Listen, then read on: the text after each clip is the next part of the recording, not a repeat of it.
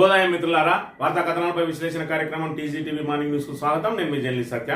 ముందుగా రాష్ట్రంలో జరుగుతున్న రాజకీయ పరిణామాలను కనుక పరిశీలించినట్లయితే మంత్రివర్గ విస్తరణ మంటలు కాంగ్రెస్ లో మరి ఇక్కడ మొదలైనవి.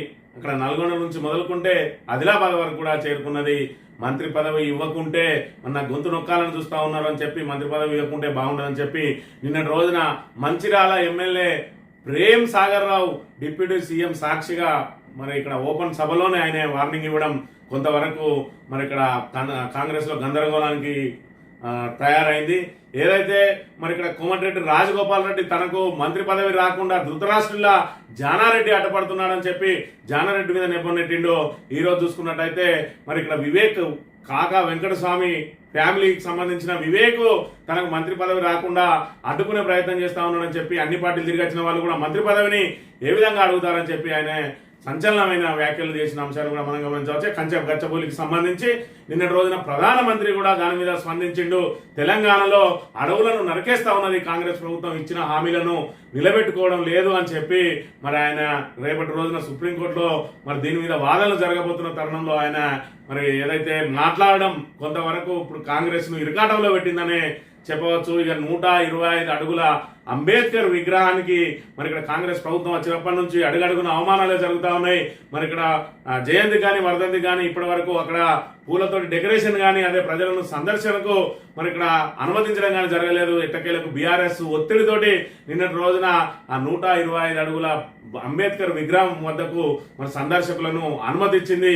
ముఖ్యమంత్రి అయితే అక్కడికి వచ్చి అధికారికంగా ముఖ్యమంత్రి కానీ అధికారులు కానీ ఎవరు మరి అంబేద్కర్ కు నివాళులు అర్పించిన సంఘటన జరగలేదు. కానీ బీఆర్ఎస్ ఆధ్వర్యంలో మరి ఇక్కడ వివిధ కుల సంఘాలు అదేవిధంగా ప్రజాస్వామ్యవాదులు అందరూ కూడా అంబేద్కర్ కు నివాళులు అర్పించిన పరిస్థితిని మనం ఇక్కడ ప్రధానంగా గమనించాలి. ఇక మరోవైపు చూసుకున్నట్టయితే అంబేద్కర్ కు అడగడుగునా మరి ఇక్కడ అవమానాలు గురి చేసిందే కాంగ్రెస్. అంబేద్కర్ 2 సార్లు ఓడేసింది కాంగ్రెస్ అని అంటే మరి ఇక్కడ ప్రస్తుతం ఏదైతే కాంగ్రెస్ హయాంలో మరి ఇక్కడ దళిత ఎంపీలకు దళిత ఎమ్మెల్యేలకు కూడా మరి నానా అవమానాలు జరుగుతున్న పరిస్థితిని మనం ఇక్కడ గమనించవచ్చు. ముందుగా మంత్రికి సంబంధించిన వార్తలను కనుక పరిశీలించినట్లయితే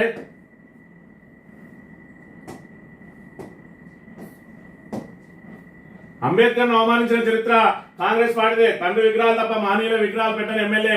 అంబేద్కర్ జయంతి సందర్భంగా మహనీయుల స్ఫూర్తి దీక్ష పరుల శోభయాత్రలో మాజీ ఎమ్మెల్యే పుట్టా మధుకర్ అని చెప్పి నిన్న రోజున పుట్టా మధుకర్ గారు ఏదైతే మన ఏప్రిల్ 11వ తేదీ జ్యోతి బా పూలే మరి జన్మదినం నుంచి ఏప్రిల్ 14 అంబేద్కర్ జయంతి వరకు కూడా మహనీయుల దీక్ష చేపట్టిన ఆయనతో పాటు సుమారు 45 మంది మరి ఇక్కడ ఏదైతే నీలం రంగు షర్టు అదేవిధంగా వైట్ ప్యాంటు వేసుకొని మరి ఇక్కడ స్ఫూర్తి దీక్షను ఏదైతే ప్రజల్లో చైతన్యం కలిగించే కార్యక్రమంలో భాగంగా అంబేద్కర్ వాదాన్ని అదేవిధంగా రాజ్యాంగం ఆవశ్యకతను ప్రజలకు వివరిస్తూ ఈ 4 రోజుల పాటు దీక్ష చేపట్టిన నిన్నటి రోజున దీక్షా విరమణ సందర్భంగా అంబేద్కర్ జయంతిని పురస్కరించుకొని మరి ఇక్కడ శోభాయాత్ర నిర్వహించిండు వైభవంగా. నిన్నటి రోజున రథంలో అంబేద్కర్ ను కూర్చోబెట్టి మరి ఏదైతే అంబేద్కర్ చిత్రపటాన్ని పెట్టి మరి ఇక్కడ పురవీధుల గుండా మరి ఇక్కడ దాన్ని ఏదైతే రథయాత్ర శోభాయాత్రను నిర్వహించి అంబేద్కర్ విగ్రహానికి పూలమాలలు వేసి అదేవిధంగా బర్రెకుంటలో ఉన్నటువంటి బుద్ధుని విగ్రహానికి అంబేద్కర్ విగ్రహానికి పూలమాలలు వేసి అనంతరం అన్నదాన కార్యక్రమాన్ని కూడా నిర్వహించిన పరిస్థితిని మనం ఇక్కడ చూడవచ్చు. ఇక్కడ చూసుకున్నట్టయితే భారత రాజ్యాంగాన్ని అందించిన అంబేద్కర్ ను అడగడుగునా అవమానించింది కాంగ్రెస్ పార్టీని అని మంత్రి మాజీ ఎమ్మెల్యే పుట్టా మధుకర్ పేర్కొన్నారు. డాక్టర్ బిఆర్ అంబేద్కర్ జయంతి సందర్భంగా మంత్రి మండలంలోని రాజగృహ నుంచి మహనీయుల స్ఫూర్తి దీక్షాపరులతో కలిసి ఆయన అంబేద్కర్ శోభయాత్రను ప్రారంభించారు.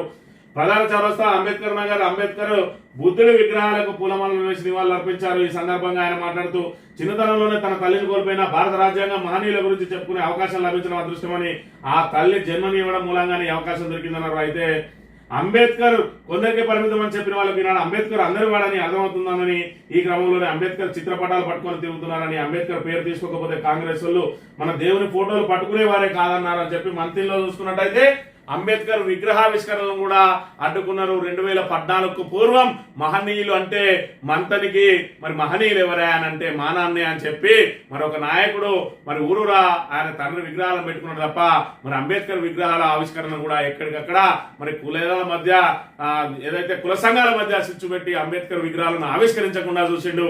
ఈ రోజు చూసుకున్నట్టయితే వాళ్ళే మరి ఇక్కడ జై భీమ్ జై సంవిధానం అని చెప్పి అంబేద్కర్ ఫోటోలను నెత్తిలో పెట్టుకొని తిరగాల్సిన పరిస్థితి ఏర్పడతా ఉన్నది. ఉన్నది. నిన్నటి రోజున మరి ఇక్కడ శ్రీధర్ బాబు గారు అంబేద్కర్ విగ్రహాన్ని ఆవిష్కరించిండ్రు మంతెల్లో చూసుకున్నట్టయితే. అదేవిధంగా అధికారికంగా నిర్వహించినటువంటి ఏదైతే అంబేద్కర్ కు పూలమాలలు వేసి నివాళులు అర్పించిండు గతంలో చూసుకున్నట్టయితే అంబేద్కర్ జయంతికి మరి ఇక్కడ నిర్లక్ష్యం వహించేవారని, మరి ఇప్పుడు అంబేద్కర్ ను ఖచ్చితంగా అంబేద్కర్ అందరి వాడు అని చెప్పి మరి ప్రజల లోపల ఏదైతే చైతన్యం వస్తుందో ఆ ప్రజల్లో చైతన్యం వచ్చిన విషయాన్ని గమనించి ఈ రోజు అంబేద్కర్ ఫోటోలు పట్టుకొని తిరుగుతా ఉన్నారని చెప్పి నిన్న రోజున పుట్టా మధుకర్ గారు పేర్కొనడం జరిగింది. మరి ఇక్కడ ఒక రకంగా చూసుకున్నట్టయితే ఏదైతే అంబేద్కర్ కు మరి నిన్నటి రోజున ఘనంగా మరి శోభాయాత్ర నిర్వహించిండు పుట్టా మధుకర్ గారు. వీళ్ళందరూ కూడా దీక్షాపరులు అందరూ కలిసి మరి నిన్నటి రోజున ఘనంగా మరి ఇక్కడ అంబేద్కర్ శోభాయాత్ర నిర్వహించి అంబేద్కర్ కు మరి ఇక్కడ రాజ్యాంగం ఆవశ్యకతను కూడా ప్రజలందరికీ వివరించే ప్రయత్నం చేసిండు. ఒకవైపు మరి ఇక్కడ ఈ నాయకుడు ఇక్కడ ఏదైతే ఎస్సీలను అదే విధంగా బీసీలను మరి ఇక్కడ ఏదైతే ఏ విధంగా మనం అణగారిన వర్గాలు పైకి ఏ విధంగా రావాలని చెప్పి చైతన్యం తీసుకొచ్చి అందరినీ గౌరవిస్తా ఉంటే నిన్నటి రోజున అధికార పార్టీకి సంబంధించి విచిత్రాలు జరిగినాయి. ఇక్కడ చూసుకున్నట్టయితే నిన్నటి రోజున మరి ఇక్కడ శ్రీధర్ బాబు గారు ఇక్కడ మచ్చుపేటలో అంబేద్కర్ విగ్రహాన్ని ఆవిష్కరించిండు. అదేవిధంగా వివిధ కార్యక్రమాలకు సంబంధించిన అభివృద్ధి పనులకు శిలాఫలకాలు వేసిరు. మరి శిలాఫలకాలు ఎక్కడెక్కడ వేసిరా అని అంటే 101,90,00,000 రూపాయల రోడ్డు నిర్మాణ పనులకట శిలాఫలకాలు వేసిరట. ఎక్కడ మరి ఇక్కడ ఏదైతే ఇలాస్పూర్ నుంచి ఖమ్మంపల్లి వరకు, ఖమ్మంపల్లి నుంచి ఓడేడు వరకు, ఓడేడు నుంచి మంత్రి వరకు రోడ్డు నిర్మాణాల కోసం మరి 101 కోట్లు కేటాయించి అదేవిధంగా మచ్చుపేటలో అంబేద్కర్ విగ్రహావిష్కరణ చేసిండ్రు. మరి ఇక్కడ వాళ్ళ సొంత పార్టీకి సంబంధించిన వంశీకృష్ణ ఆయన మంత్రికి వచ్చినప్పటికీ కూడా కనీసం ఆయనకు అధికారికంగా ఆహ్వానించలేదు, ఈ అభివృద్ధి కార్యక్రమంలో పాల్గొనలేదు. సరికదా మరి ఇక్కడ నిన్నటి రోజున ఆయన ఏదైతే ప్రోగ్రాములలో పాల్గొన్నాడో ఆ ప్రోగ్రాములలో పాల్గొన్న సమయంలో ఎవ్వరు కూడా ఆయన వెంట ఉండకుండా మరి ఇక్కడ మంతనిలో వంశీకృష్ణకు నో ఎంట్రీ అన్న చందంగా నిన్నటి రోజున రామాయపల్లిలో ఒక ప్రైవేటు మరి ఏదైతే స్వచ్ఛంద సంస్థ వాళ్ళు గ్రంథాలయం ఏర్పాటు చేస్తే దాన్ని మరి ఇక్కడ ప్రారంభించింది ఆయన వచ్చి ఆయన వెంట ఒక్క కాంగ్రెస్ నాయకుడు కూడా లేడన్న విషయాన్ని మనం ఇక్కడ గమనించాలి.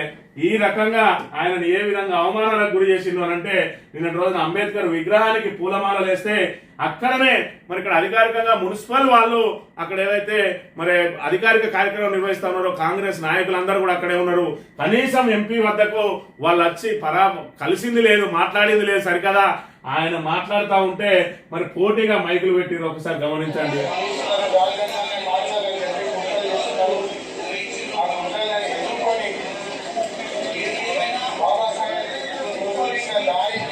ఇక్కడ మాట్లాడుతూ ఉంటే బయట నుంచి ఏదేమైనా అని చెప్పి వాళ్ళ ప్రసంగం కూడా వినిపిస్తా ఉన్నది.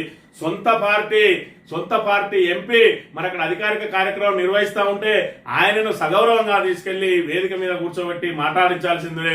మరి ఇక్కడ నిన్నటి రోజున మంతనికి వస్తే మరి శ్రీధర్ బాబు పాల్గొన్న అభివృద్ధి కార్యక్రమాలకి నాకు ఎందుకు ఆహ్వానం అందలేదు, అసలు ఏం జరుగుతుంది కాకా ఫ్యామిలీకి, మరి కాకా ఫ్యామిలీ పట్ల కాకా ఫ్యామిలీని ఏ విధంగా అవమానాలకు గురి చేస్తా ఉన్నారు. సాక్షాత్ అంబేద్కర్ సాక్షి నిన్న అంబేద్కర్ జయంతి రోజున ఒకవైపు గడ్డం వంశీకృష్ణకు అవమానం జరిగితే మరోవైపు ఇక్కడ ప్రేమ్ సాగర్ రావు గారు కూడా నిన్నటి రోజున మరి తీవ్ర వ్యాఖ్యలు చేసిండ్రు.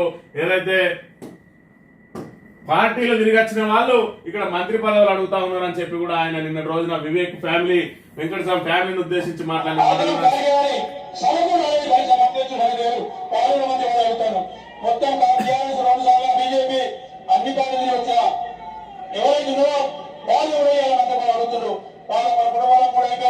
ఇంకోటి చేస్తే జిల్లా కాంగ్రెస్ పార్టీ వారి భర్తలు చేసి అమలైంది.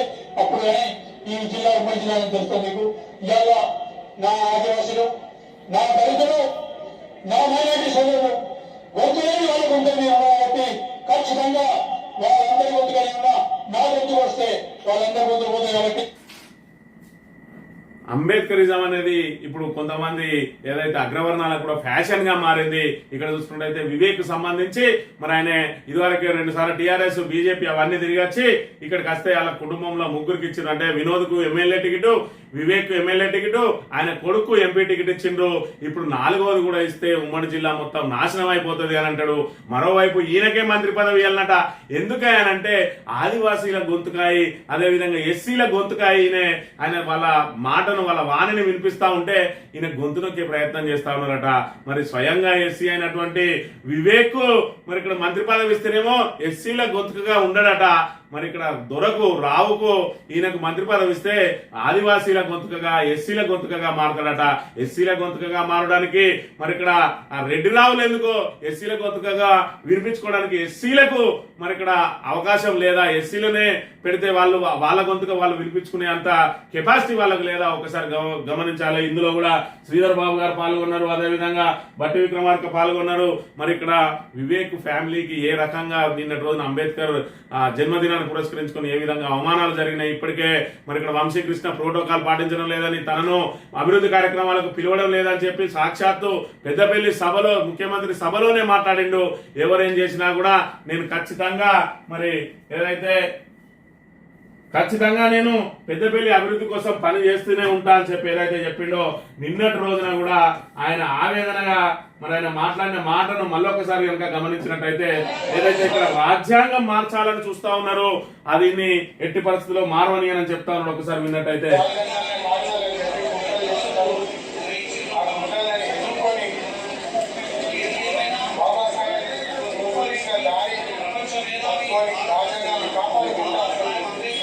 ఇక్కడ రాజ్యాంగాన్ని మార్చాలని కుట్రలు వన్నుతా ఉన్నారు. ఏది ఏమైనా మరి ఆ కుట్రలను అడ్డుకొని రాజ్యాంగాన్ని కాపాడుతా అని చెప్పి చెప్తా ఉన్నాడు. ఎవరు రాజ్యాంగాన్ని మార్చాలని కుట్రలు వన్నుతా ఉన్నారు? పుట్టమద శ్రీధర్ బాబా ఇక్కడ ఉన్నది ఇద్దరే నాయకులు. మరి ఇక్కడ రాజ్యాంగాన్ని మార్చాలని మరి కుట్రలు వన్నితే పుట్టమద చేతిలో అధికారం లేదు. ఇక మిగిలింది ఎవరు? మంత్రి శ్రీధర్ బాబు. ఆయన పేరు చెప్పకనే చెప్తా ఉన్నాడు ఇక్కడ రాజ్యాంగాన్ని అణిసివేసే కుట్రలు జరుగుతా ఉన్నాయని చెప్పి. మరోవైపు దళిత నేతలను కూడా వంశీకృష్ణ దగ్గరికి వెళ్లకుండా పూర్తి స్థాయిలో రెస్ట్రిక్షన్స్ పెట్టి మరి వంశీకృష్ణను కలిస్తే మీ పత్త కట్టే అనడంతో పాపం ఏదైతే రామాయపల్లికి వచ్చిండో అక్కడ వెంట ఒక కాంగ్రెస్ కార్యకర్త లేడు, మంతనికి వెళ్ళిండో ఆయన వెంట ఒక కాంగ్రెస్ కార్యకర్త లేడు సరిగా.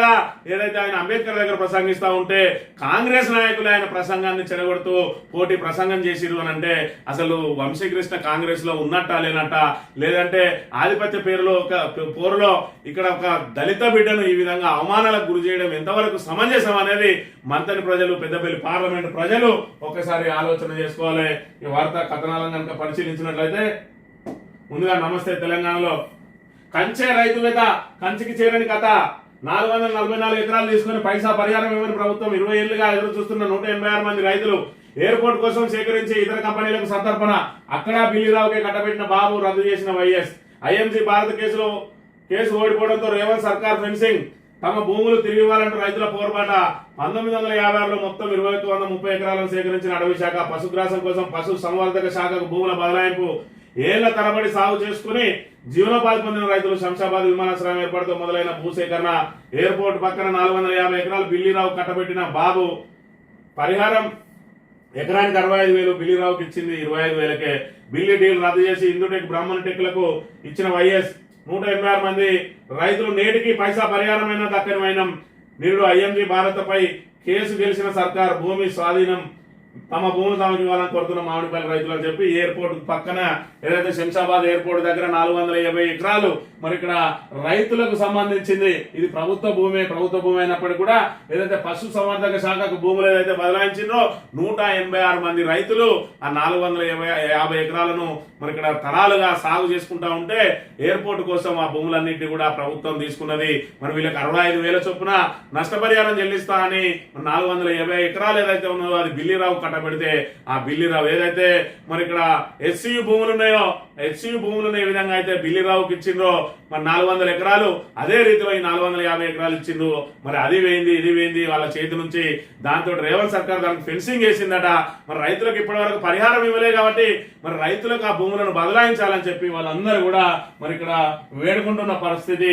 అయితే ఏ కారణం కోసం అయితే భూమిని సేకరించిందో ఆ భూమి ఆ కారణానికి ఉపయోగపడకపోతే ఆ భూములు తిరిగి ఇవ్వాలని చెప్పి మరి కోర్టు తీర్పులు ఉన్న దృష్ట్యా మరి వీళ్ళకు తిరిగి సేకరించి మళ్ళీ సేకరించి వాళ్ళకి పరిహారం అని ఇవ్వాలి, లేదంటే వాళ్ళ భూములన్నా తిరిగి ఇవ్వాలని చెప్పి మరి ఇక్కడ మానవతావాదులు అందరూ కూడా కోరుతున్న పరిస్థితి మనం ఇక్కడ ప్రధానంగా గమనించాలి. అంబేద్కర్ అందరి వాడు, బాబాసాహెబ్ను కొన్ని వర్గాలకే పరిమితం చేయడం బాధాకరం.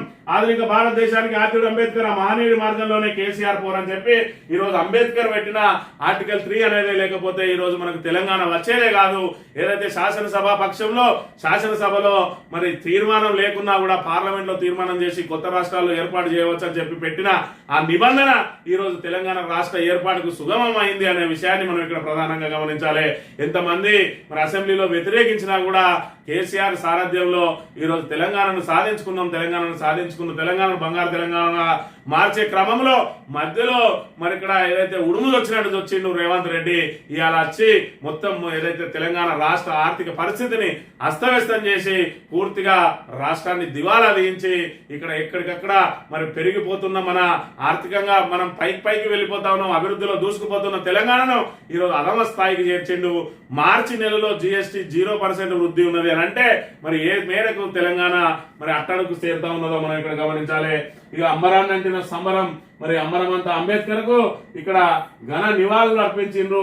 మరి అంబేద్కర్ జయంతి సందర్భంగా కేసీఆర్ ఏదైతే 125 అడుగుల అంబేద్కర్ విగ్రహాన్ని ఏర్పాటు చేసి తెలంగాణలో అంబేద్కర్ కు మరి గౌరవంగా మరి ఆయన గౌరవ సూచకంగా ఈరోజు రాజ్యాంగ నిర్మాతను ఆయన స్ఫూర్తి ప్రదాతగా ఆయనను స్ఫూర్తిగా తీసుకొని అందరు కూడా చైతన్యవంతులు కావాలని చెప్పి ఏదైతే విగ్రహం ఏర్పాటు చేసిందో కాంగ్రెస్ ప్రభుత్వం రావడంతో మరి అక్కడికి అందరినీ నిషిద్ధం పెట్టింది. మరి ఇక్కడ జయంతులకు కానీ వర్ధంతులకు కానీ కనీసం డెకరేషన్ చేయలేదు ఇన్ని రోజులు. మరి ఇక్కడ బీఆర్ఎస్ పోరాట ఫలితంగా నిన్నటి రోజున మరి డెకరేషన్ చేసినా కూడా అధికారికంగా మాత్రం ఇక్కడికి ముఖ్యమంత్రి కానీ అధికారులు కానీ రాలేదు. మరి దాంతో బీఆర్ఎస్ శ్రేణులు, వివిధ కుల సంఘాల నాయకులు, మరి మా ఏదైతే మేధావులు, అదేవిధంగా ఉద్యమకారులు అందరూ కూడా నిన్నటి రోజున అక్కడికి చేరుకొని ఘనంగా నివాళులు అర్పించిండ్రు. మరి ఇక్కడ కాంగ్రెస్ ప్రభుత్వానికి అంబేద్కర్ అంటే ఎందుకు అంత చిన్న చూపు అనే విషయాన్ని మనం ఇక్కడ ప్రధానంగా గమనించాలి. ఒకవైపు జైబీం అని చెప్పి అంబేద్కర్ ఫోటోలు చేతిలో పట్టుకుంటారు.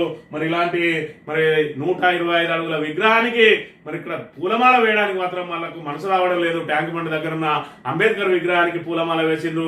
ఎవరు కట్టింది అనేది కాదు, ఇది ప్రభుత్వ సొమ్ముతోటి కట్టింది. మరి ఇక్కడ అదే కేసీఆర్ ఆనవాళ్ళు చెరిపేస్తానో లేకపోతే కేసీఆర్ కట్టింది కాబట్టి నేను అక్కడికి వెళ్ళనని చెప్పి ఏదైతే రేవంత్ రెడ్డి చెప్తా ఉన్నాడో, మరి కేసీఆర్ కట్టిన సచివాలయంలో ఎందుకు కూర్చుంటా ఉన్నాడని చెప్పి సామాన్యులు కూడా అడుగుతున్న పరిస్థితిని మనం గమనించాలి. ఇక గ్రూప్ 1 లో భారీ స్కామ్లు.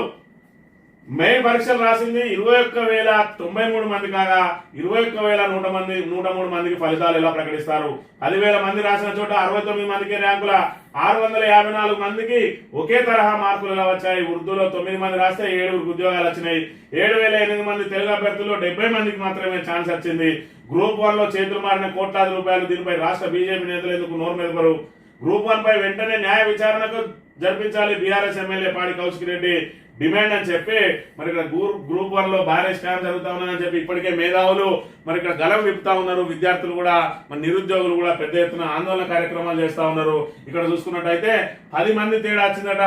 మరి మెయిన్ పరీక్షలు 21,093 మంది రాస్తే ఫలితాలు మాత్రం 21,103 వచ్చినాయి అని అంటే ఆ 10 మంది పరీక్ష రాయకుండానే వాళ్ళ పేపర్లు అందులోకి ఎట్లా పోయినాయి, ఎట్లా వాల్యుయేషన్ అయినాయి అనేది మరి ఇక్కడ కౌశిక్ రెడ్డి లేవనెత్తుతున్న ప్రశ్న. అయితే 10,000 మంది రాసిన కాడ 69 మందికే మరి ర్యాంకులు ఎట్లా వచ్చినాయి? మరి ఒకే రకంగా 650 మందికి 54 మందికి ఒకే తరహాలో ఎందుకు వచ్చినాయి? 2 పరీక్ష కేంద్రాల నుంచి అత్యధిక మార్కులు ఏ విధంగా వచ్చినాయి అని ఇదంతా $1000 ప్రశ్నగా ఉన్నది. దీని మీద ప్రభుత్వం మాత్రం స్పందించలేదు. ఖచ్చితంగా మరి దీని మీద విచారణ జరిపించాలని అయితే ఇటు తెలంగాణకు సంబంధించిన మేధావులు అయితేంది, నిరుద్యోగులు అయితేంది, అదేవిధంగా అధ్యాపకుల బృందం అయితేంది అందరూ కూడా మరి డిమాండ్ చేస్తా ఉన్నారు. మరోవైపు ఆధారాలతో సహా చెప్తున్నా అని చెప్పి ఇక్కడ కౌశిక్ రెడ్డి నిన్నటి రోజున మరి వాటన్నింటినీ కూడా వివరించడం జరిగింది. ఏ వ్యవస్థలైనా 10% చెడ్డవాళ్ళు, వివాదాలు ఉండొద్దనే భూభారత్ తెచ్చాం. పైలట్ ప్రాజెక్ట్ గా 4 మండలాల్లో అమలు. జూన్ 2 నుంచి రాష్ట్రం అంతా అందుబాటులోకి. ఆధార్ మాదిరిగా ప్రతి భూమికి భూధార్ అసైన్మెంట్ కమిటీలను పునరుద్ధరిస్తాం. ఏ వ్యవస్థలోనైనా 10% చెడ్డవాళ్ళు ఉంటారట.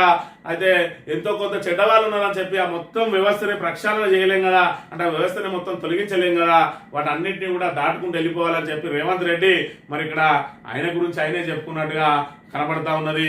మరి ఇక్కడ ఎవరు చెడ్డవాళ్ళైనా మంచిదే కానీ రాజు మంచోడైతే మరి ఆ రాజ్యానికి లాభం జరుగుతుంది. ఇవాళ ముఖ్యమంత్రి కింద 1-2 మంత్రులు చెడ్డవాళ్ళైనా ఏం కాదు, కానీ ముఖ్యమంత్రి అనేవాడు మంచివాడై ఉంటే చాలు. మనది రేవంత్ రెడ్డి ఆత్మ పరిశీలన చేసుకోవాలి. మరి ఇక్కడ అసలుకే ఎసరొచ్చే విధంగా అసలోనే మరి చెడ్డవాడు అయితే మొత్తం రాజ్యం అదో పాతాలకు పోతుంది, అధోగతి పాలవుతుంది అనే విషయాన్ని కూడా మనం ఇక్కడ ప్రధానంగా గమనించాలి. ఇక నోటిఫికేషన్ సరే ఖాళీలేవి ఏటా 2 లక్షల ఉద్యోగాల భర్తీ చేస్తామని కాంగ్రెస్ హామీ, అధికారంలోకి వచ్చాక ఇచ్చిన ఉద్యోగాలు 6,000.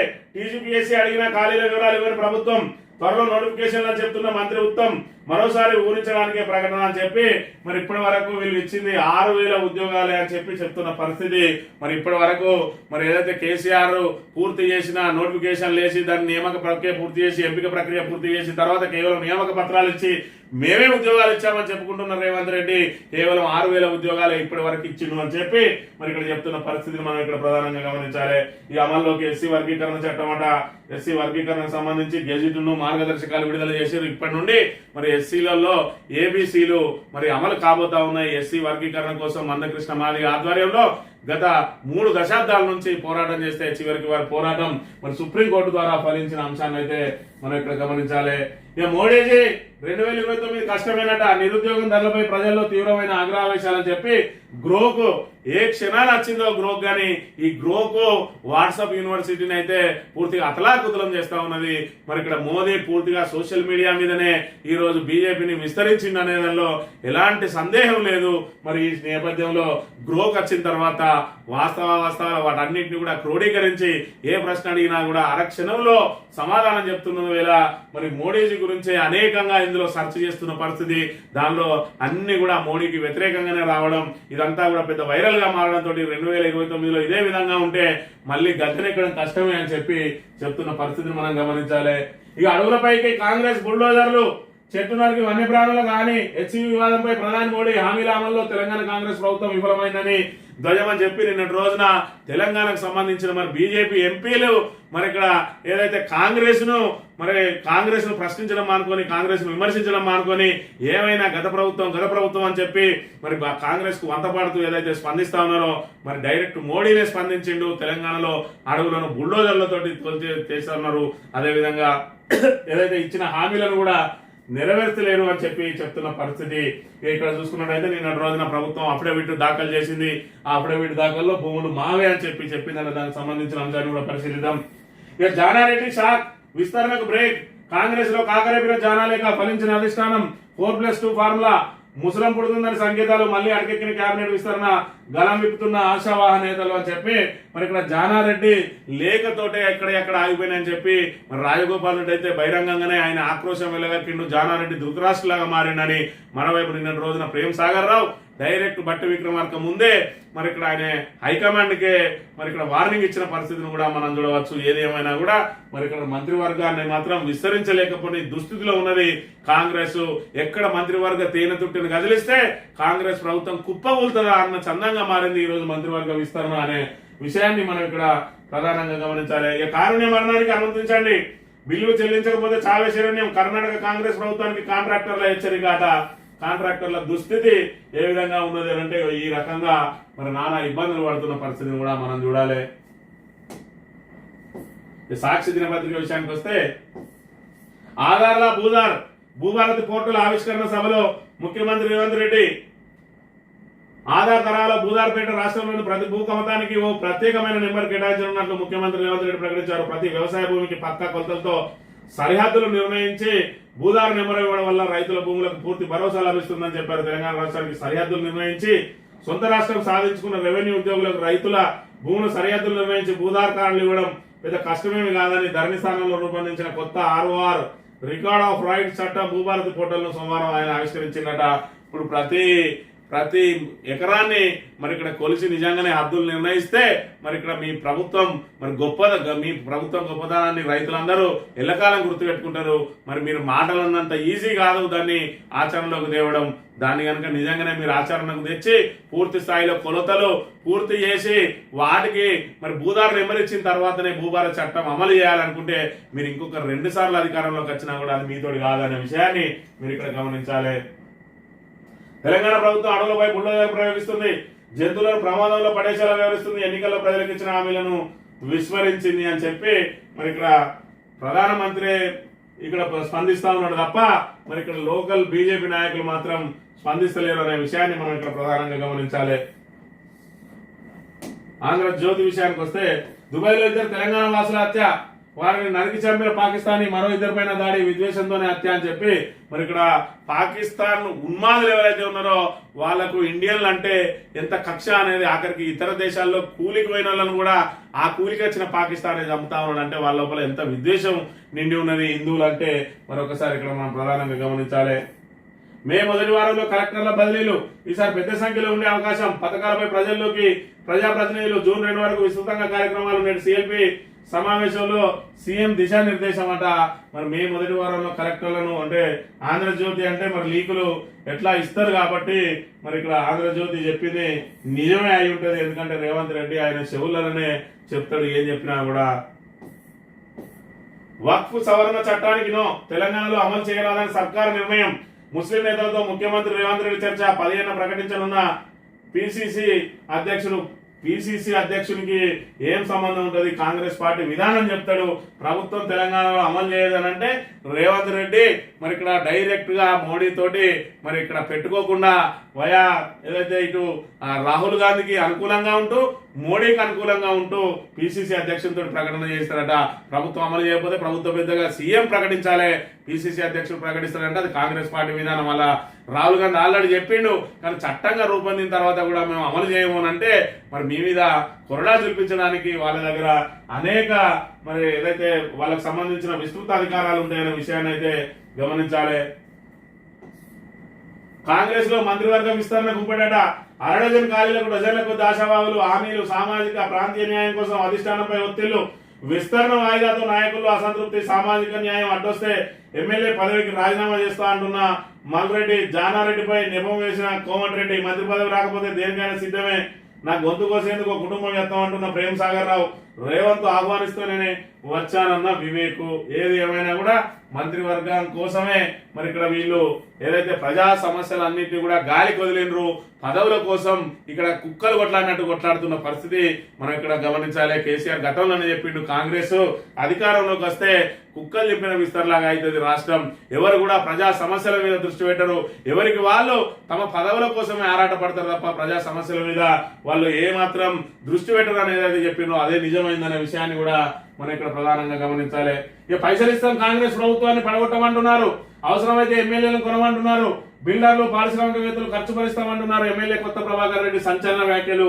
మరి ఇక్కడ పారిశ్రామికవేత్తలు అదేవిధంగా బిల్డర్లు ఎవరైతే ఉన్నారో ఈ కాంగ్రెస్ ప్రభుత్వం తోటి మరి వేగలేకపోతా ఉన్నాం. ఈ అస్తవ్యస్త నిర్ణయాలతోటి ఇప్పటికే మరి పూర్తిగా అధపాతాళానికి దిగజారిపోయింది మా వ్యవస్థ అంతా కూడా. మేమే డబ్బులు ఇస్తాం, ఎమ్మెల్యేలను కొనైనా మంచిది ఆ ప్రభుత్వాన్ని ఊలగొట్టురి, లేకపోతే పూర్తి స్థాయిలో మరి ఇక్కడ అతలాకుతలం అయిపోతా ఉన్నానని చెప్పిందని ఇక్కడ మరి ఏదైతే దుబ్బాక ఎమ్మెల్యే కొత్త ప్రభాకర్ రెడ్డి నిన్న రోజున సంచలన వ్యాఖ్యలు చేసిన అంశాన్ని మనం ఇక్కడ ప్రధానంగా గమనించాలి. ఈనాడు దినపత్రిక విషయానికి వస్తే భూభారతికి సంబంధించి మరి ఇక్కడ వార్తలు ప్రచురించింది. అదేవిధంగా అది పూర్తిగా ప్రభుత్వ భూమే, భూమిపై రాష్ట్ర ప్రభుత్వం స్పష్టీకరణ. సుప్రీంకోర్టులో అఫిడవిట్ సమర్పణ అని చెప్పి మరి సుప్రీంకోర్టు ఎంత సీరియస్ గా ఉన్నది, సుమోటోగా ఈ కేసును స్వీకరించింది. మరి ఇక్కడ అడవి అనేది లేదు అని చెప్పి ఏదైతే ప్రభుత్వం మొండివాదన చేస్తా ఉన్నదో దానికోసం మరి హైకోర్టు రిజిస్ట్రార్ ను పంపించి మరి ఇక్కడ ప్రాథమికంగా నివేదిక తెప్పించుకుని ఆ తర్వాత స్టే విధించి ఆ తర్వాత సుప్రీంకోర్టు సాధికారిక కమిటీని పంపింది. ఈ లోపల ఒక కమిటీ వేయాలని చెప్తే అందులో అటవీ అధికారం లేకుండానే మరి రాష్ట్ర ప్రభుత్వం కమిటీ వేసింది. దాని మీద కూడా సుప్రీంకోర్టు ఆగ్రహంగా ఉన్నది. మరోవైపు సిఎస్ నే జైల్లో పెడతామని కూడా హెచ్చరించింది. ఏదైతే తక్షణం పనులు కనుక నిలిచేయకపోతే మిమ్మల్ని జైల్లో పెట్టాల్సి వస్తుందని కూడా హెచ్చరించిన నేపథ్యంలో మరి ఇదంతా కూడా మరి సిఎస్ మెడకు చుట్టుకునే విధంగా ఉన్నది. ఒకవైపు ఇప్పటికే ఈ నెలాఖరు తోటి ఆమె పదవి విరమణ చేయబోతున్న వేళ ఈ కంచెగచ్చబౌలి వ్యవహారం ఆమె మెడకు చుట్టుకుంటున్నది. దాంతో నిన్నటి రోజున మరి న్యాయ సహాయం కోసం ఢిల్లీకి హుటాహుటిన వెళ్ళింది. ఆ ఢిల్లీకి వెళ్లిన సమయంలో మరి అఫిడవిట్ దాఖలు చేసే సమయంలో పూర్తిగా ప్రభుత్వ భూమి అని చెప్పి మరి స్పష్టం చేసిరట. 400 ఎకరాల భూమి రాష్ట్ర ప్రభుత్వానిదే, అది అటవీ భూమి కాదని తెలంగాణ ప్రభుత్వం సుప్రీంకోర్టుకు సమర్పించిన అఫిడవిట్ లో స్పష్టం చేసింది. ఈ భూమి ఎప్పుడూ అటవీ రికార్డులో లేనంది. వివిధ ప్రభుత్వ అవసరాల కోసం రాష్ట్ర ప్రభుత్వం బుల్డోజర్ల ద్వారా భూమిని చదును చేయడం వివాదాస్పదంగా మారడంతో జస్టిస్ బిఆర్ గవాయ్ నేతృత్వంలోని సుప్రీంకోర్టు ధర్మాసనం ఈ కేసును సుమోటోగా విచారించి వెంటనే అక్కడ కార్యకలాపాలపై స్టే విధించడంతో పాటు 5 అంశాలకు సమాధానం ఇస్తూ ఈ నెల 16 లోపు అఫిడవిట్ దాఖలు చేయాలని ఆదేశించింది. మరి 5 అంశాల మీద వీళ్ళు అఫిడవిట్ దాఖలు చేయాలని అడిగిండ్రు. మరి వీళ్ళు ఏం దాఖలు చేస్తా ఉన్నారు అంటే ఎప్పుడు అక్కడ మరి అది అటవీ రికార్డులలో పోలేదు, అది ప్రభుత్వ భూమే. మరి ఇక్కడ 21,100 కూడా ప్రభుత్వ భూమే. ఆ హెచ్యుకున్న ఇప్పుడు కట్టిన ఏదైతే ఇది ఆ బిల్డింగ్స్ ఉన్నాయో ఆ బిల్డింగ్స్ కింద ఉన్న భూమి కూడా మరి ప్రభుత్వ భూమే. ప్రభుత్వ భూమి కాదా అనేది కాదు, అక్కడ ప్రకృతిని విధ్వంసం చేసిరా లేదా అనేదే ప్రధానం. అక్కడ వన్యమృగాలు ఉన్నాయా లేవా అనేది ప్రధానం. అది హెచ్యుకి కేటాయించిందా లేదా అనేదే ప్రధానమని మరి ఇక్కడ ఏదైతే పర్యావరణ ప్రేమికులందరూ కూడా తెస్తున్న పరిస్థితి. ఏదైతే సుప్రీంకోర్టు ఏమడిగింది అంటే అటవీ భూమిగా చెప్తున్న ప్రాంతంలో చెట్లను కొట్టేయడంతో పాటు ఇతరత్ర అభివృద్ధి కార్యకలాపాలు చేపట్టవలసిన అత్యవసర పరిస్థితి ఏమొచ్చింది, ఆ భూమిని టకాటకా మొత్తం ఉన్న చెట్లన్నీ కూడా కొట్టేసి మీరు ఇప్పుడు అంత తొందరగా దాన్ని అభివృద్ధి చేయాల్సిన పరిస్థితి ఎందుకు వచ్చిందో దాన్ని వివరించమని చెప్పింది. అదేవిధంగా రాష్ట్ర ప్రభుత్వం ఎంచుకున్న అభివృద్ధి కార్యకలాపాలకు పర్యావరణ ప్రభావ మదింపు పత్రం ఉన్నదా అంటే పర్యావరణం నుంచి పత్రం ఉన్నదా అంటే లేదు అని చెప్పి ఆల్రెడీ హైకోర్టు రిజిస్ట్రార్ నివేదిక ఇచ్చిండు. చెట్ల నరికివేతకు అటవీ ఇతర స్థానిక చట్టాల కింద అవసరమైన అనుమతులు ఉన్నాయా లేవు. సుప్రీంకోర్టు ఉత్తర్వులతో తెలంగాణ ప్రభుత్వం ఏర్పాటు చేసిన నిపుణుల కమిటీలో అటవీ ప్రాంతాల గుర్తింపు అంశాలతో సంబంధం లేని అధికారులను ఎందుకు నియమించారు? ఎందుకంటే వాళ్ళు అటవీ శాఖ అధికారులను పెడితే వాళ్ళు ప్రభుత్వానికి తప్పు నివేదిక ఇచ్చే అవకాశం ఉంటుంది కాబట్టి అటవీ అధికారులు లేకుండా కమిటీ చేసిండ్రు. ఇప్పటి వరకు కొట్టేసిన చెట్టును ప్రభుత్వం ఏం చేసింది, మాక్సిమం దానిలో తోడి అల్లనే కప్పెట్టేసింది. మీద ఏదైతే చిన్న చిన్న వాటిని మాత్రం బయట ఉంచింది. ఏదేమైనా హెచ్సియు వ్యవహారంలో అడ్డంగా బుక్ అయింది ప్రభుత్వం. ఒకవైపు మరి ఇక్కడ రేవంత్ రెడ్డి ప్రెస్టేజ్ గా తీసుకుంటా ఉంటే మరోవైపు అధికారులు మాత్రం విలవిల్లాడుతా ఉన్నారు. మరి వ్యవహారం అంతా చిలికి చిలికి గాలివాన మారి మరి అటు తిరిగి ఇటు తిరిగి అధికారుల మీదకు చుట్టుకోబోతా ఉన్నది. ఖచ్చితంగా ఇందులో మరి ఏదైతే వన్యప్రాణులు ఉండి మరి 10 హెక్టార్ల కంటే ఎక్కువ విస్తీర్ణంలో చెట్లు కనుక పెరిగి ఉండి అందులో వన్యప్రాణులు జీవనం సాగిస్తూ ఉంటే దాన్ని అటవీ భూమిగానే గుర్తిస్తామని గతంలో సుప్రీంకోర్టు ఏదైతే తీర్పు చెప్పిందో 400 ఎకరాల్లో మరి ఇక్కడ పెద్ద పెద్ద వృక్షాలు ఉన్నాయి, అదేవిధంగా సర్పాలు, అదేవిధంగా జింకలు, అదేవిధంగా నెమళ్ళు ఇవన్నీ కూడా అందులో నెలకొని ఉన్నాయి. కాబట్టి ఇది ఖచ్చితంగా అటవీ భూమి కిందకే సుప్రీంకోర్టు మరి తీర్మానించే అవకాశం ఉన్న నేపథ్యంలో ప్రభుత్వానికి ఇది చెప్పబెట్టుగా మారబోతా ఉన్నది. అధికారులకు మాత్రం మరి ఇక్కడ వాళ్లకు ముచ్చంటలు వహిస్తా ఉన్నది. రేపటి రోజున సుప్రీంకోర్టులో ఏం తీర్పు వస్తుందో అని చెప్పి ఇది ఈ రోజు మార్నింగ్ న్యూస్. తిరిగి వెళ్దాం. Thank you very much.